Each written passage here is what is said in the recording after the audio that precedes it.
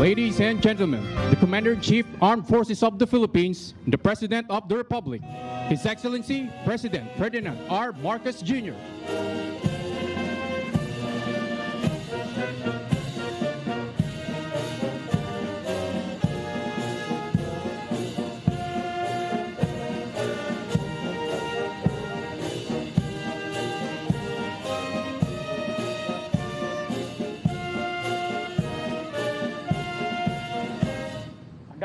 Hala, kalis.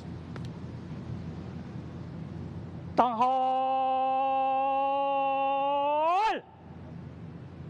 Ta! Kalipunan, mga pinuno at kawal. Tanghal! Ta!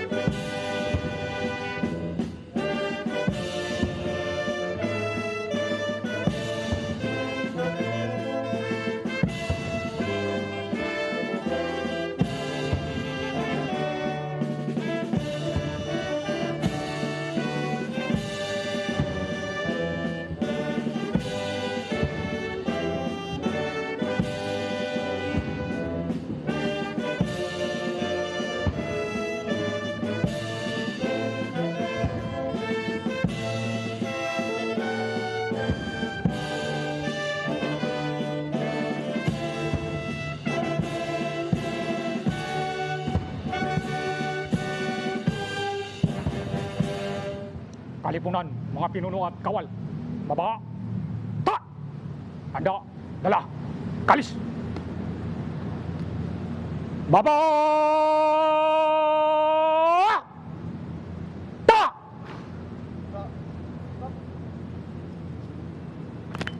Mahal na Pangulo, handa na po ang tanod pangdangal upang libutin.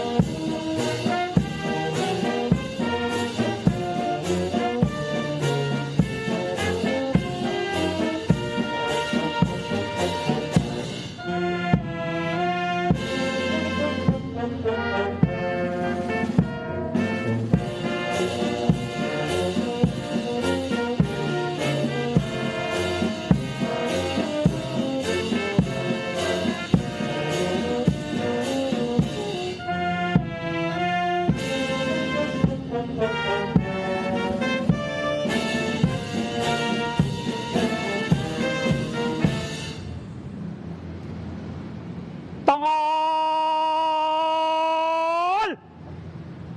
Ta! Pinuno, tanghal! Ta! Pinuno, baba! Ta! Handa! Dala! Kalis! Baba! Ta!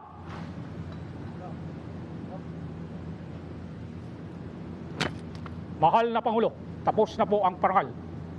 Maraming po ang aming pasasalamat at ang pagmati sa ika-78 anniversary ng Pangulo.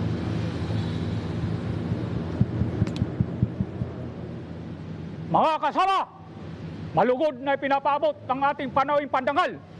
Kagalang-galang Ferdinand R. Marcos Jr., Pangulo ng Republika ng Pilipinas, ang kanyang taus-pusong pasasalamat sa parangal na iginawad natin sa kanya sa araw na ito.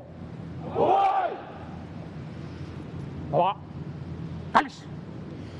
Once again, the Commander-in-Chief, Armed Forces of the Philippines, and the President of the Republic, His Excellency President Ferdinand R. Marcos Jr.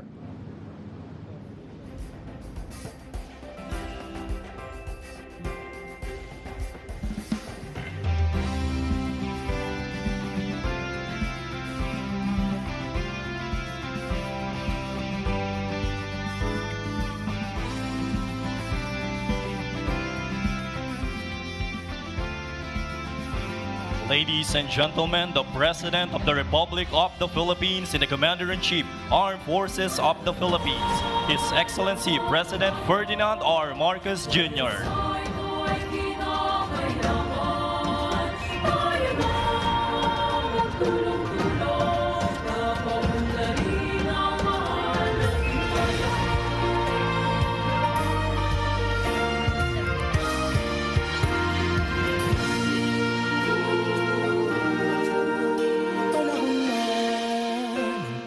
Bago dahil sa ito ay kinakailangan tayo na magtulong-tulong na paunlarin ang mahal na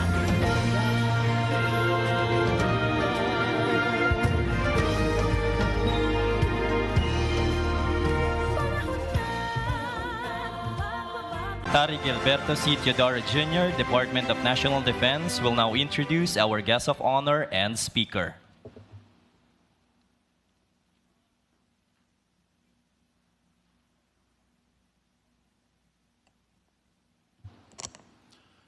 Ladies and gentlemen, the President of the Republic of the Philippines and Commander-in-Chief of the Armed Forces, His Excellency Ferdinand R. Marcos Jr.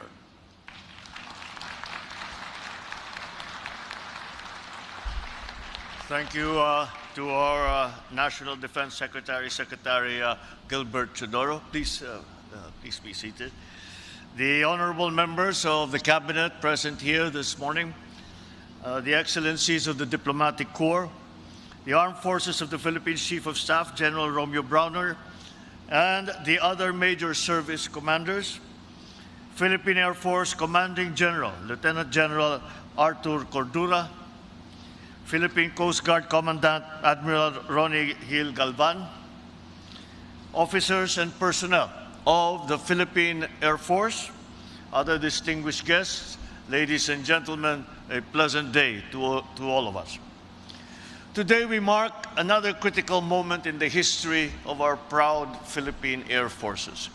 78 years of service, 78 years of guarding our skies, 78 years of responding to every call for help. Reaching this milestone is no small feat.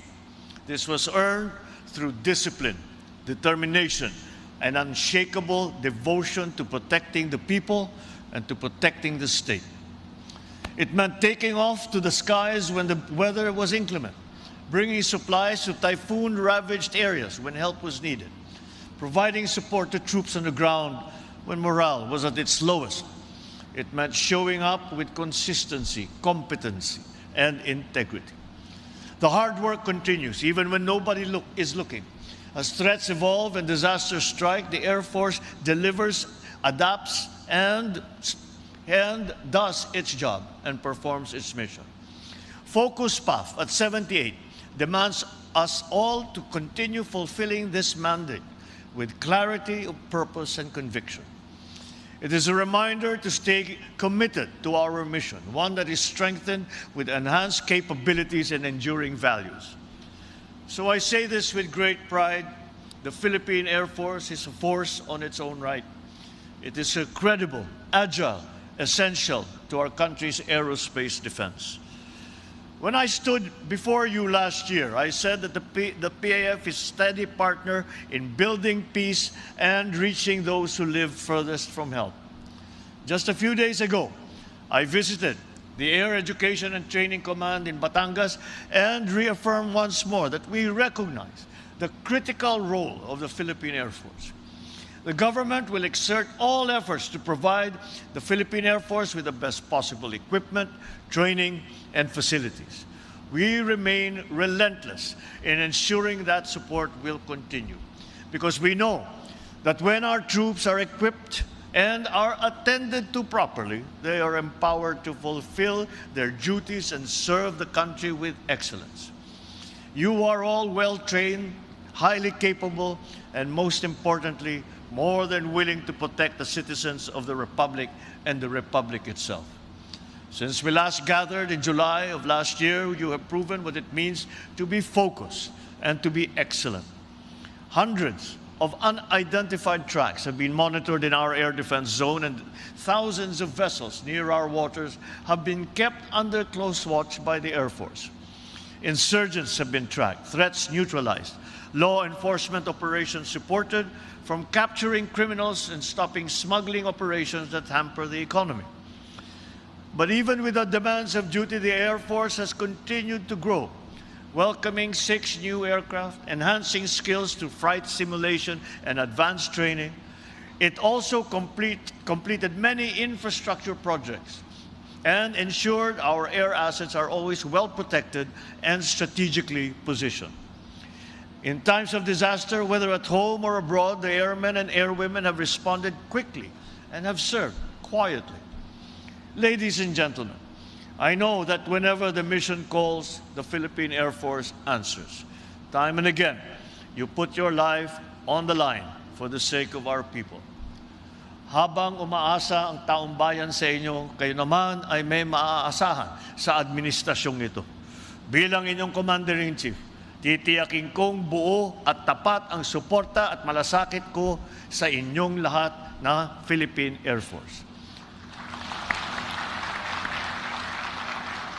As we celebrate yet another year of fine service, I sincerely congratulate this year's awardees for their outstanding performance.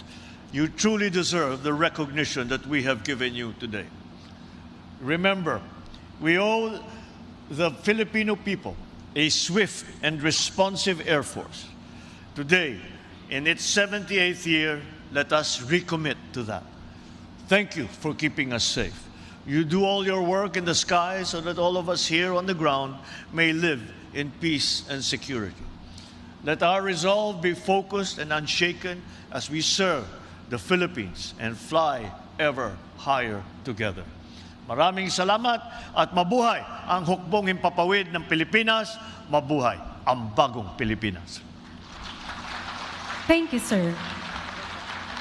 The audience may now be seated. We shall now proceed to the presentation of memento.